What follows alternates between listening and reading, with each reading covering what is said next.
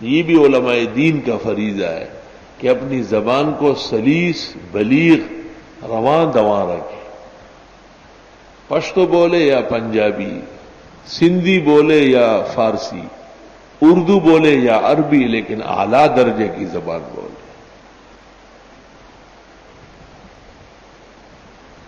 مجھے ایک عرب کہتا ہے، میرے ساتھ بیٹھ گیا، بڑا خوش ہوا. اس کے بعد مجھے کہتے ہیں عربی تو آپ کو آتی ہے لیکن عرب تو نہیں. میں نے کہا کیا مطلب ہے؟ کہنے لگا کہ ہماری عربی کی طرح نہیں بول سکتے آپ. میں نے کہا آپ کون ہیں؟ میں نے کہا 255 میں جاہز مرا ہے. بخاری کی وفات اور اس کے 1 سال کا فرق ہے. بخاری 256 میں ہے، وہ 255 میں ہے. امام العربیت علی الاطلاق و امام هذا الفن بالاتفاق. امام جاہز صاحب البیان والتبیین، صاحب البخلاء،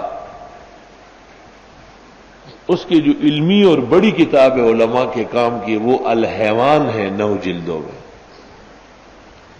اس کی 3ری جلد میں جاہز نے لکھا ہے کہ میں مکہ مکرمہ گیا، لوگ خوش ہیں، خیریت سے ہیں، بڑے اچھے ہیں، لیکن عربی بھول گئے.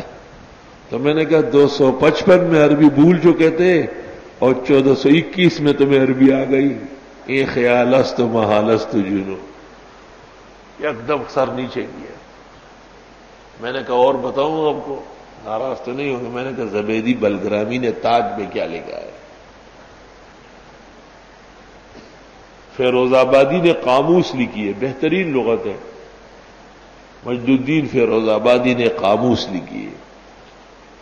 ہندوستان کے ایک عالم تھے بلگرام کے، وہ یمن چلے گئے اور زبد ایک محلہ ہے، وہاں ایک عربی عورت سے نکاح کیا ہے، وہیں رہ گئے. وہاں انہوں نے قاموس کی شرح لکھی ہے، تاج العروس فی شرح القاموس، 10 جلدوں میں، ضخیم 10 جلدوں میں. یہ بات کسی کو کہی ہے نہیں. تو زبیدی نے 2 باتیں لکھی ہے کہ میں نے لغت اعلیٰ درجے کی لکھی ہے.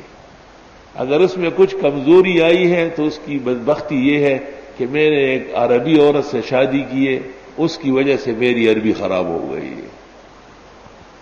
کہا جب تک یہ شادی نہیں تھی میری عربی بالکل صاف تھی اور رواں دواں تھی. لا حول ولا قوت الا باللہ.